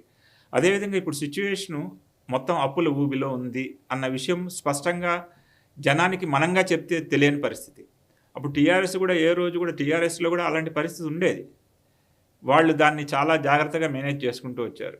ఇప్పుడు ఆ మొత్తం కంప టీఆర్ఎస్ మీద వేయడానికి లేదా బీఆర్ఎస్ మీద వేయడానికి ఈయన ఒక వ్యూహం అని చెప్పి అనిపిస్తుంది మనకి. అంటే ఆయన చెప్పినట్టు 18,500 కోట్లు నేను ప్రతి నెల తేవాల్సి వస్తుంది అప్పు. 4,000 కోట్ల రూపాయలు గతంలో తెచ్చినటువంటి అప్పుల్లో నేను 58,000 కోట్లు తెస్తే 54,000 కోట్ల వరకు నేను కట్టేస్తున్నాను ప్రతి నెల వడ్డీ రూపంలో. ఇంకా 4,000 కోట్ల రూపాయలు నాకు లోటు కనపడుతుంది. మరి ఏం చేయమంటారు? మీరేమంటే ఇప్పుడు సమ్మె నోటీస్ ఇచ్చారు అని చెప్పి ఎన్జిఓలతో ఇచ్చినటువంటి దానికి సమాధానంగా ఎన్జిఓలతో అక్కడ ఇన్ క్యాబినెట్ లేకపోతే ఇన్ కెమెరా మీటింగ్లో చెప్పలేదు, పబ్లిక్లోకి వచ్చి చెప్పాడు. అవును, పబ్లిక్లోకి వచ్చి అదొక వ్యూహం. వ్యూహం అదే అంతే. ఆ. నేనంటే ఇందులో ఒక పాయింట్ ఉంది సార్, అంటే తెలంగాణ కేసీఆర్ ఉన్నప్పుడు నిజానికి ఇదే పరిస్థితి ఉండింది, ఆర్థిక పరిస్థితి కష్టంగానే ఉండింది, అప్పుడు కూడా కొన్నిటికి ఇవ్వలేని పరిస్థితులు ఉండే. కానీ ఎట్ ద సేమ్ టైం దాన్ని ఆయన కేంద్రం మాకు ఇవ్వట్లేదు కాబట్టి మేము ఇవ్వట్లేదు అని అట్లా డైవర్ట్ చేయగలిగారు. మీకు అంటే ఒక ఫాల్స్ ప్రెస్టేజ్ ని ఇంకోలాగా మార్చారు. బట్ ఇప్పుడు రేవంత్ రెడ్డి కేంద్రాన్ని బ్లేమ్ చేయట్లేదు ఈ మధ్య కాలంలో చూస్తూ ఉంటే. ఇక్కడ కేంద్రం నిధులు ఇవ్వట్లేదన్న విషయం కేవలం కిషన్ రెడ్డితో కొట్లాడుతున్నారు ఆయన, అంతే. రేవంత్ రెడ్డి కేంద్రంతో కొట్లాడలేదు, కేంద్రంతో కొట్లాడలే. ఇంతకుముందు కేసీఆర్ ఏమో డైరెక్ట్ ఫైట్ అన్నమాట అన్నట్టు ఉండేదా. ఎస్, మోడీతో కొట్లాడేవాడు. ఇప్పుడు ఈయన ఏం చేస్తున్నారంటే ఈ వ్యూహంలో భాగంగా ఇంత అప్పు ఉంది, నేను మీకు టైంకి జీతాలు ఇవ్వలేను. ఆ విషయం అంటే గతంలో కూడా జీతాలు ఇవ్వలేని పరిస్థితి కేసీఆర్ హయాంలో 10 ఏళ్లలో కూడా జరిగింది. అది 2 సార్లు వచ్చింది. 15వ తేదీ వేసిన సందర్భాలు కూడా ఉన్నాయి.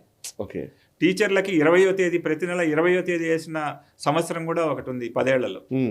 కానీ ఇప్పుడు రేవంత్ రెడ్డి వచ్చిన తర్వాత 5వ తేదీ 10వ తేదీ లోపల ఖచ్చితంగా జీతాలు పడుతున్నాయంటే నమ్మకం ఉంది. అంటే అది కూడా ఇవ్వలేనేమో, ఇంకా పోస్ట్ పోన్ అవుతుందేమో అని చెప్పి ఒక హెచ్చరిక. రెండవది డిఏ విషయం ఉంది. డిఏ ఎక్కడ అడుగుతారో అని చెప్పి ముందే నా దగ్గర ఏమున్నది 4,000 కోట్ల అప్పు, నేను ప్రతి నెల లోటు కనపడుతుంది, నేను డిఆర్ఎస్ అలవెన్స్ ఎక్కడ ఇస్తాను, ఆ భృతి ఇవ్వలేను అన్న విషయం స్పష్టంగా చెప్పారు. మూడో విషయం వచ్చేటప్పటికి బీఆర్ఎస్ ప్రభుత్వము గతంలో ఏం చేసింది అనే ఒక లెక్కలు చూస్తే మొత్తము సింగరేణికి చాలా వేల కోట్ల బాకీలు ఉన్నాయి, కాంట్రాక్టర్లకు ఇవ్వాలి, 11% వడ్డీ తెచ్చి కడుతున్నాను, మొత్తం ఇప్పటికీ 1,58,000 కోట్ల రూపాయలు అప్పు తెస్తే 1,54,000 కోట్ల రూపాయలు అని చెప్పి ఒక లెక్కలన్నీ బయటకు తీసి చెప్పాడు.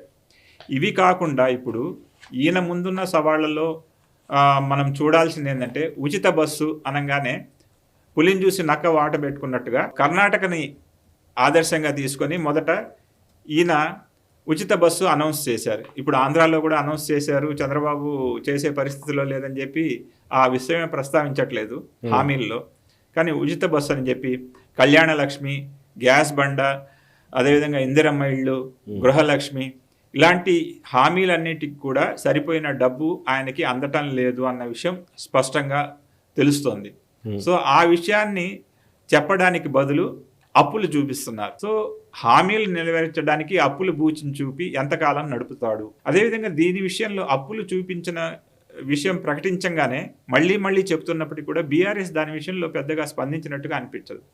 హరీష్ రావు 1-2 రోజులు స్టేట్మెంట్ ఇచ్చారు, అదేవిధంగా కేటీఆర్ 1-2 సార్లు దాన్ని ప్రస్తావించారు. కానీ జనంలోకి ఈయన అప్పులు అయిపోయింది, మొత్తం చేయలేడు, ఈ పథకాలన్నింటినీ నడపలేడు అన్న విషయాన్ని ప్రచారం చేయడంలో వాళ్ళు ఒక రకంగా ఫెయిల్ అయ్యారా లేకపోతే వెనకంజలో ఉన్నారా అనే విషయం మటుకు మనకి కనపడుతుంది. సో రేవంత్ యొక్క వ్యూహాత్మకమైనటువంటి దాడిలో, వ్యూహాత్మకమైనటువంటి పాలనలో అప్పులు కూడా ఒక భాగం అని చెప్పి అనిపిస్తోంది.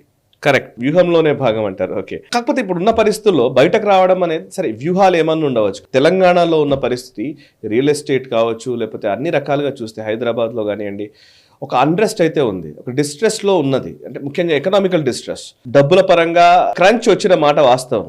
దీన్ని ఎట్లా అధిగమించాలి? ప్రభుత్వ పరంగా ఒక ఇబ్బందులు ఉన్నాయి, అండ్ బిజినెస్ల పరంగా కూడా ఇబ్బందులు ఉన్నాయి. దానికి తోడు హైడ్రా లాంటివి రావడంతో రియల్ ఎస్టేట్ చాలా వరకు ఇబ్బంది పడ్డ పరిస్థితి.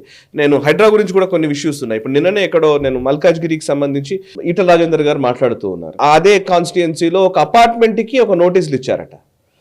సో ఆ నోటీసులు ఏంటి అని అంటే, నిజానికి హైడ్రా నుంచి వచ్చినాయంటే కోర్టు ఆపేసింది, దాని వరకు ఓకే. అది హైడ్రా నోటీస్ మాత్రమే కాదు, అదేంటంటే ఒక మండల స్థాయి రెవెన్యూ అధికారి ఇచ్చినటువంటి నోటీస్ అంట. సో ఇక్కడ 2 అంశాలు ఉన్నాయి. ఒకటేమో పొలిటికల్లీ ఈటల రాజేందర్ గారు, ఆయన మల్కాజ్గిరి కాన్స్టిట్యుయెన్సీ ఎక్కువ వస్తుంది కాబట్టి చాలా వరకు ఈ కూల్చివేతలు జరుగుతున్నాయి, మూసి పరివాహక ప్రాంతాల్లో కూల్చివేతలు ఇవన్నీ జరుగుతున్న టైం, హైడ్రా పేరిట ఒక పెద్ద హైడ్రామా జరిగిందన్నమాట వాస్తవము. తర్వాత కోర్టు దాకా వెళ్ళడము ఇవన్నీ జరిగాయి. సో ఒకవైపు బిజినెస్లే నడవని పరిస్థితుల్లో ఉన్న టైంలో, రియల్ ఎస్టేట్ సమస్యాత్మకంగా ఉన్న టైంలో హైడ్రాని టేకప్ చేయడమే రాంగ్ టైమింగ్ అనేది ఒక ప్రశ్న. 2, ఆ రాంగ్ టైమింగ్ లో ఈవెన్ రేవంత్ రెడ్డికి తెలుస్తుందో లేదో తెలియదు, కానీ నిజానికి కింద స్థాయిలో హైడ్రా పేరిట విపరీతమైనటువంటి దందాలు నడుస్తున్నాయి. నిజంగా హైడ్రానే ఇస్తుందా హైడ్రా ఇవ్వట్లేదా తెలియదు, ఎవరికి ఒకరికి నోటీస్ వచ్చింది అని అంటే వీళ్ళు భయపడిపోయిన సందర్భాలు చాలా వరకు. చాలా మంది ఈ బఫర్ జోన్లో ఉందని, లేకపోతే ఇంకో దాంట్లో ఉందని వాళ్ళు కట్టుకున్న ఇల్లు కరెక్ట్గానే ఉందా లేదా, ఇది ఎంతకాలం ఉంటుంది అన్న ఒక అభద్రత ఈరోజు చాలా మందిలో ఆవరించింది. దీన్ని క్యాష్ చేసుకుంటున్న వాళ్ళు కూడా ఉన్నారు కింద స్థాయిలో, మండల స్థాయిలో ఉన్న వాళ్ళు ఉంటారు, జిహెచ్ఎంసీ స్థాయిలో ఉండే వాళ్ళు ఉంటారు. సో ఒక ప్రహసనం హైడ్రా పేరిట జరుగుతున్న టైంలో మీ అనాలిసిస్ ఏంటి? ఇప్పుడు హైడ్రాకి సంబంధించి వీళ్ళు తీసుకుంటే, మనం హైడ్రా అనేది అందరికీ తెలిసిన పదమే. ఈ డిజాస్టర్ రెస్పాన్స్ అండ్ అసెట్ ఏదైతే ఉందో అసెట్ ప్రొటెక్షన్ అన్నారు. డిజాస్టర్ మేనేజ్మెంట్ పక్కన విడిచిపెట్టారు, అసెట్ ప్రొటెక్షన్ విషయంలో కూడా ఏ రకంగా కొత్త పుంతలు దొక్కుతుందో మనకు అర్థం కాని పరిస్థితి. సామాన్యుడి విషయానికి వస్తే అది హైడ్రా అనేది ఒక భూతం మాదిరి కనబడుతుంది. హైడ్రా పేరు చెప్పి మీరు చెప్పినట్టు దందాలు నడుస్తున్నాయి, దాని గురించి అంటే భయపెడుతున్నారు. చిన్న చిన్న వాళ్ళు అసలు మనకి ఆ స్థాయి లేదు అన్న వాళ్ళ నుంచి కూడా నోటీసులు వస్తున్నాయి. ఇప్పుడు మండల స్థాయి అతను అపార్ట్మెంట్కి నోటీస్ ఇచ్చినట్టుగా, అదేవిధంగా ఏ స్థాయిలో ఎలా ఇవ్వాలి, ఆ చట్టం యొక్క రూపకల్పనలో కొన్నిటిని సవరించాల్సిన అవసరం ఉంది అని హైడ్రా కమిషనర్ రంగనాథ్ చెప్పారు. అంటే దాంట్లో ఉన్నటువంటి లోటుపాట్లు ఒక ఎగ్జాంపుల్ చెప్తాను. వాళ్ళ పాపం అంటే బేసికల్లీ అంతా లీగల్గానే నడుస్తున్నటువంటి వ్యక్తులే నిజానికి మనకు తెలిసినంత వరకు అయితే, బట్ ఏం జరుగుతుందో తెలియదు కానీ. బట్ వాళ్ళ ఇల్లు సేఫ్ కాదు, మీకు అసలు ఆల్రెడీ మీకు నోటీసులు వచ్చాయని చెప్పేసి దుర్గం చెరువు దగ్గర ఏదో స్పేస్ చెప్పారంట. చాలా సంవత్సరాలకి వెళ్ళి ఉంటున్న ప్రాంతం అది. చెప్పగానే ఇప్పుడు మరి ఏం చేయాలి అనేటప్పుడు ఆటోమేటిక్గా సెటిల్మెంట్ జరగాలి. సో ఫస్ట్ నోటీస్ వస్తుంది, తర్వాత సెటిల్మెంట్ జరుగుతుంది. సో సెటిల్మెంట్ కోసమే నోటీస్ వచ్చింది అనేది ప్రశ్న. నిజంగా నోటీస్ సర్వ్ చేసి నిజంగానే జరుగుతుందా అని అంటే చాలా జరగట్లే. కొంతమందికి నోటీసులు వచ్చిన వాళ్ళు చాలా మంది సెటిల్మెంట్ చేసుకున్న వాళ్ళు కూడా ఉన్నారు. సో సెటిల్మెంట్ కోసమే నోటీసా, అదే పని జరుగుతోందా? ఒకటి హైడ్రా పేరు మీద జరగవచ్చు, జిహెచ్ఎంసీ పేరు మీద జరగవచ్చు, ఇంకో పేరు మీద జరగవచ్చు. మనం చాలా ప్లేసుల్లో చూస్తాం పర్మిషన్ లేని ఇల్లు వస్తాయి, హెచ్ఎండిఏ పరిమితిలో కావచ్చు. Yeah please. ఒక విషయం పక్కన ఉన్నటువంటి విషయాన్ని ఒక దాన్ని ప్రధానంగా తీసుకుంటే, వక్ఫ్ చట్టం ఎలాగైతే ఉంటుందో కరెక్ట్, హైడ్రా కూడా వక్ఫ్ మాదిరి అయిపోయింది. అంటే ఈ ఇల్లు నాది అని చెప్పి వక్ఫ్లో వాళ్ళు చెప్తూ ఉంటే అది ఎలా ఇల్లు అయిపోతుంది. అలాగే హైడ్రా నోటీసులు బఫర్ జోన్లో ఉంది అంటే అది కూలగొట్టుకోవాలా, వాళ్ళు కూలుస్తారా అనే భయంలోకి వచ్చేసారు. సో హైడ్రా యొక్క పరిమితులు అనే దానికి ఒక పట్ట పగ్గాలు లేనటువంటి గుర్రం హైడ్రా అనేది. అది చెప్తారు కదా, అశ్వమేధ యాగాలు చేసి గుర్రాలు విడిచిపెడతారు. అట్లా రేవంత్ రెడ్డి ఒక అశ్వమేధ యాగం మాదిరి, అంటే ప్రభుత్వంలోకి రావడం ఒక అశ్వమేధ యాగం అయితే ఆయన విడిచిపెట్టిన గుర్రమే హైడ్రా అంటున్నారు. ఓకే, అది ఎక్కడికి పోతే అది మందే, కావాలంటే యుద్ధం చేయి. సో యుద్ధం చేసుకొని రావడం అనేది చిన్నవాళ్ళు చేయలేరు, పెద్దవాళ్ళు కూడా చేయలేకపోతున్నారు. కన్వెన్షన్ కొట్టేస్తే నాగార్జున ఏం చేశారు, ఓకే కాంప్రమైజ్ అయ్యారు.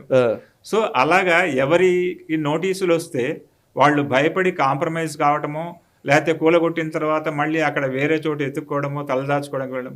కానీ మొదట్లో ఉన్నట్టు స్పీడు హైడ్రాకి లేకపోవచ్చు. తగ్గిందా, లేదంటే దూకుడిని కొంచెం కంట్రోల్ చేశారా, ఈయన ఆగమన్నారా, అసలు దేనికోసం చేస్తున్నారు అనేది.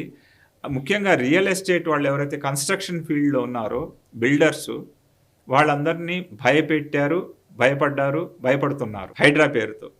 సో అసలు ఈయన మొట్టమొదటి నుంచి రేవంత్ ఒక రియల్ ఎస్టేట్ వ్యాపారిగా గతంలో ఉంటూ వాళ్ళ అన్నదమ్ములకి బిజినెస్ ఇచ్చేసిన తర్వాత ఆ సంగతి పక్కన పెడితే, ఆయన అసలు ఈ హైడ్రాకి ఎందుకు రూపకల్పన చేశారు, ఆయన దాన్నే ప్రచారం చేసుకున్నారు. ఇప్పుడు కూడా ఎప్పుడు వెళ్ళినా కూడా, ఏ మీటింగ్కి వెళ్ళినా కూడా హైడ్రా విషయం ప్రస్తావించకుండా ఉండరు. సో నిన్న మొన్నటి దాంట్లో కూడా హైడ్రా గురించి మళ్ళీ జనం మాట్లాడుతున్నారు. హైడ్రా చాలా చట్టపరమైంది, దానికి సంబంధించి మే 8వ తేదీ కొత్తగా పోలీస్ స్టేషన్ కూడా స్టార్ట్ చేశారు.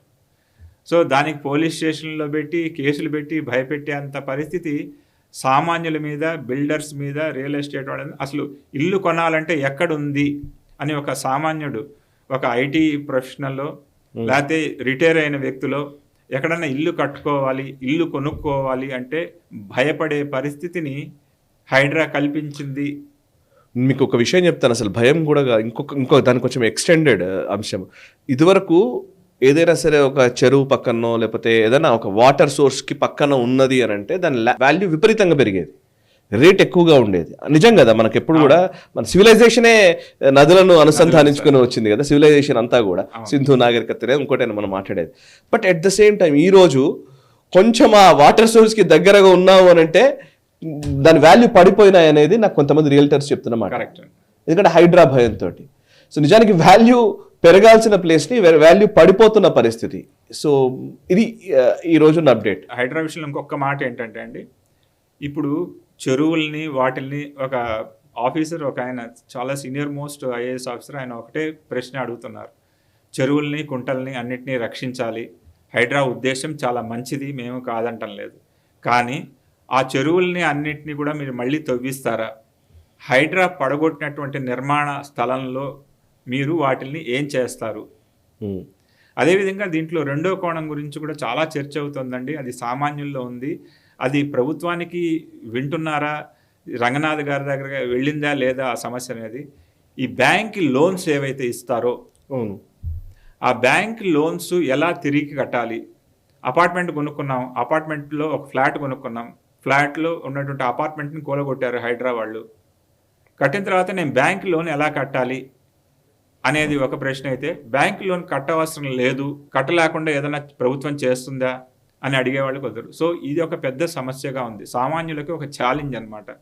బ్యాంక్ లోన్ తీసుకున్నటువంటి ప్రతి ఒక్కరు కూడా ఆ విషయంలో ఇబ్బంది పడుతున్నారు. ఆ విషయాన్ని కూడా హైడ్రా అడ్రస్ చేయాల్సిన అవసరం ఉంది. కానీ దాని విషయంలో స్పష్టత అయితే ఇంకా ఇవ్వలేదు. ఓకే. బ్యాంకులు, అక్కడ ఉన్నటువంటి బ్యాంక్ ఏజెంట్స్ ఎవరైతే ఉంటారో వాళ్ళు చాలా ఇబ్బందులు పడుతున్నారు. ఎట్లా వసూలు చేసుకోవాలని, వాళ్ళు ఎలా కట్టాలని చెప్పి సామాన్యులు ఇబ్బంది పడుతున్న సందర్భం కూడా హైడ్రా భూతం వల్ల భయపడుతున్న వాళ్ళు కూడా ఉన్నారు. ఓకే. ఒకవైపు హైడ్రా నడుస్తోంది, ఇంకోవైపు ఇంకొక సంచలనమైనటువంటి వార్త వినబడుతుంది ట్రంప్ అంబానీ టవర్స్ గురించి. ఓవైపు రియల్ ఎస్టేట్ రంగం కుదిపేస్తున్నారు, రియల్ ఎస్టేట్ రంగం పడిపోయింది, అసలు ఇక్కడ సేల్సే ఉండట్లేదు అని అంటున్న సందర్భాలు. హై రైజ్ టవర్స్ విపరీతంగా వచ్చాయి, ఇంత పెద్ద పెద్ద స్కై ర్యాపర్స్ వచ్చేసాయి. ఒక రకంగా చెప్పాలంటే ఆకాశ హర్మ్యాలు నిర్మిస్తూ ఉన్నారు కోకాపేట్ లేదా ఫైనాన్షియల్ డిస్ట్రిక్ట్ వైపు వెళితే. ఓవైపు అది నడుస్తోంది, కానీ అక్కడ ఉన్న వాటిని కొనుగోలు చేసే వాళ్ళే తగ్గిపోతున్నారు.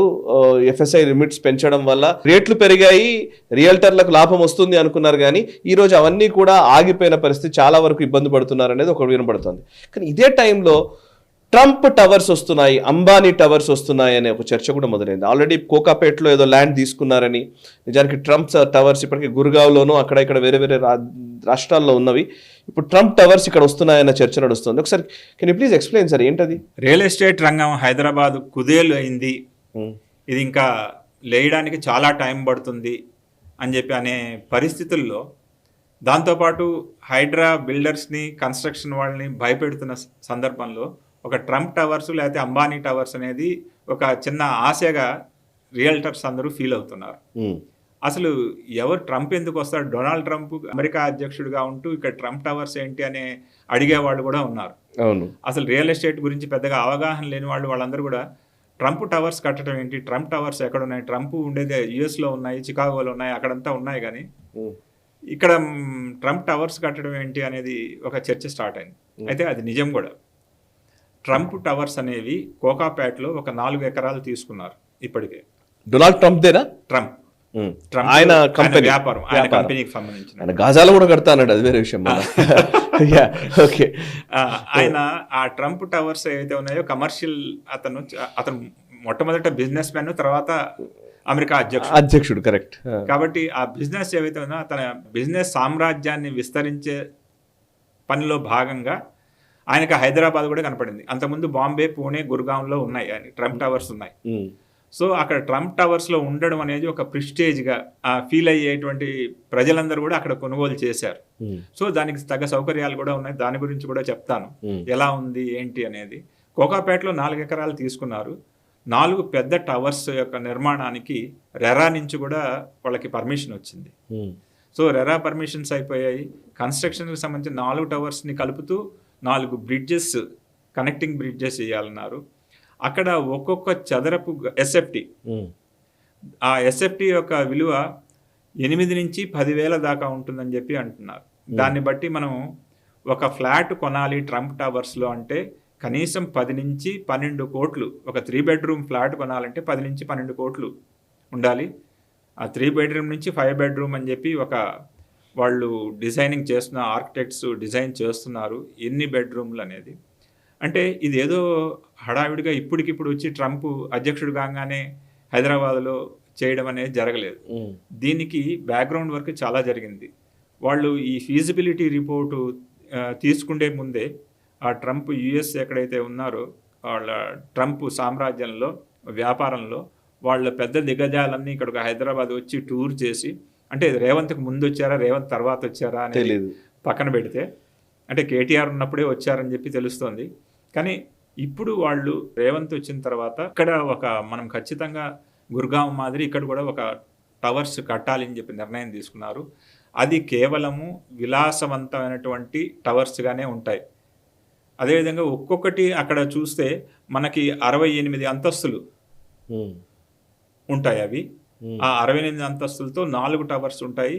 అందులో ఎన్ని వేల మంది మన ఇండియాలో ఉండే ధనికులందరూ ఇక్కడ పెట్టుబడి పెడతారా, లేకపోతే స్థానికులు పెడుతున్నారా, బయట ఎన్ఆర్ఐలు పెడతారా అనేది తెలియకపోయినా కూడా 10-12 కోట్ల విలువ చేసే ఒక ఫ్లాట్ని దాంట్లో సొంతం చేసుకోవాలని చెప్పే ఆలోచన ఒకటి ప్రారంభమైంది. సో ట్రంప్ టవర్స్ రావడం ఖాయం.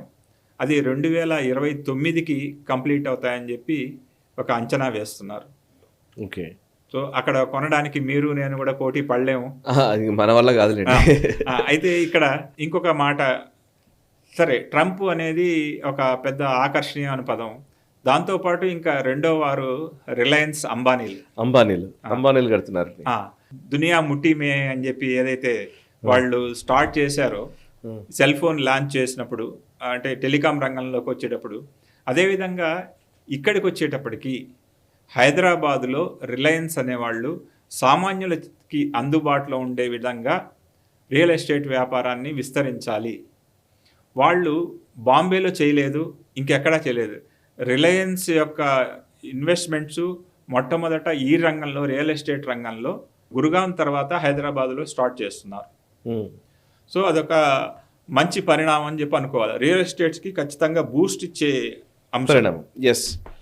అంటే అక్కడ మనము ఒక ట్రంప్ యొక్క టవర్స్లో 10 కోట్లు అయితే కనీసం ఇక్కడ 3 కోట్ల నుంచి 5 కోట్లకి వస్తుంది అంబానీలు కట్టేటువంటి కన్స్ట్రక్షన్ ఏదైతే ఉంటుందో. అయితే ఇక్కడ ట్రంప్ ముందడుగు వేశారు, అంబానీ వాళ్ళు ఇప్పుడిప్పుడే దాన్ని ఆలోచన చేశారు. కాబట్టి ఇప్పుడు ఫీజిబిలిటీ రిపోర్ట్ తెప్పించుకునే విషయంలో, అంటే ఇప్పుడు జనము ఎక్కడ కొంటున్నారు, ఏ ఏరియాలో కొంటున్నారు, ఫ్లాట్స్ ధర ఎంత ఉంది, ఎంత పెట్టగలరు, భవిష్యత్తులో అంటే ఇంకా 29కి వాళ్ళు కంప్లీట్ చేస్తామని చెప్పి ఆల్రెడీ న్యూస్ బయటకు వచ్చింది. ట్రంప్ టవర్స్ వీళ్ళు 30 లోపల కంప్లీట్ చేయాలంటే అప్పుడున్నటువంటి మార్కెట్ ధర ఎలా ఉంటుంది, కరెక్ట్, ఇప్పుడు కొనగలరా, ఎంతవరకు కొనగలరు, ఏ ఏరియాలో ఉంటారు, ఇక్కడ నుంచి రోడ్ కనెక్టివిటీ, ఎయిర్ కనెక్టివిటీ, మిగతా సౌకర్యాలు ఏంటి, ఇలాంటి ఫీజిబిలిటీ రిపోర్ట్ అంతా కూడా అంబానీలు తీసుకుంటున్నారు.